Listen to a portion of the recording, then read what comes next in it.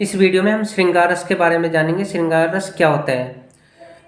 जब नायक और नायिका के मन में संस्कार के रूप में स्थित रति या प्रेम जब रस की अवस्था में पहुंचकर आस्वादन के योग्य हो जाता है तो वह श्रृंगार रस कहलाता है।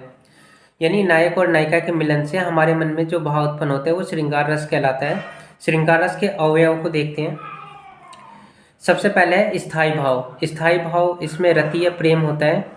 यानी स्थायी भाव वे भाव होते हैं जो मनुष्य में स्वाभाविक रूप से उसके अंदर पहले से ही मौजूद होते हैं। दूसरा है आलंबन विभाव। विभाव दो तरह के होते हैं, एक आलंबन विभाव होता है और दूसरा होता है उद्दीपन। आलंबन मतलब कारण, यानी जो हमारे मन में जो भाव उत्पन्न होते हैं वो किस कारण से होते हैं, तो ये नायक और नायिका इसके कारण हो सकते हैं। दूसरा है उद्दीपन।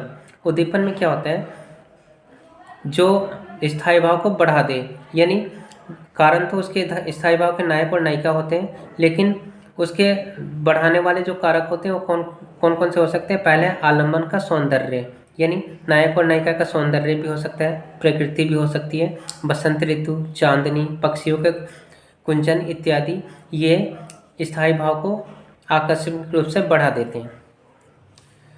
अगला है अनुभाव। अनुभाव में आता है अवलोकन, स्पर्श, आलिंगन, कटाक्ष, अश्रु आदि। अनुभाव का मतलब होता है प्रतिक्रिया, यानी कौन कौन सी प्रतिक्रिया हो सकती है। अवलोकन, स्पर्श, आलिंगन, कटाक्ष, अश्रु इत्यादि प्रतिक्रियाएं देखने को मिलती है। संचारी भाव। संचारी भाव क्या होते हैं? संचारी भाव का मतलब है वे भाव जो कुछ समय के लिए उत्पन्न होते हैं, जैसे हर्ष, जड़ता, निर्वेद, अभिलाषा, चपलता, आशा, स्मृति, रुदन, आवेग, उन्माद इत्यादि, ये संचारी भाव है।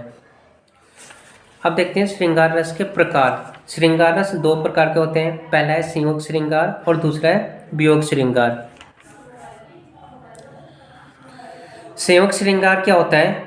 संयोग काल में नायक और नायिका की पारस्परिक रति को संयोग श्रृंगार रस कहा जाता है। इसमें संयोग का अर्थ सुख की प्राप्ति होता है, यानी नायक और नायिका के मिलन को संयोग श्रृंगार कहते हैं। इसके उदाहरण देखते हैं। पहला उदाहरण है, मेरे तो गिरधर गोपाल दूसरो न कोय, जा सिर मोर मुकुट मेरा पति सोई।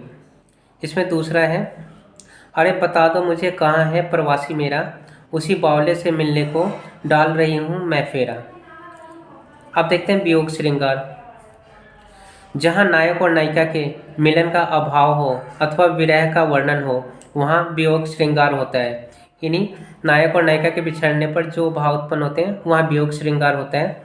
इसका पहला उदाहरण है, हे खग मृग हे मधुकर श्रेणी, तुम देखी सीता मृगनैनी। दूसरा है, उद्धव मोहि ब्रज बिसरत नाही। तो इस तरह श्रृंगार रस हमने देख लिया जो कि दो प्रकार के थे और उनके एग्जाम्पल्स को देख लिए।